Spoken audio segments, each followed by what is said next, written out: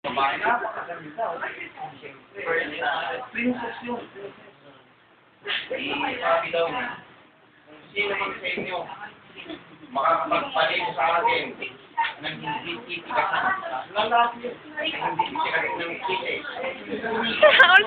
Makakakanto, sabi daw nung Amerikano. Ako. Parang daw ng Amerikano. Titigas na daw ako. Abagsak. Kadiri, ano ba yan? Apon. Pagkakahawag pa lang daw yung sabon at isasaboy pa yung kumitigas na baksa. Pilipino pa daw.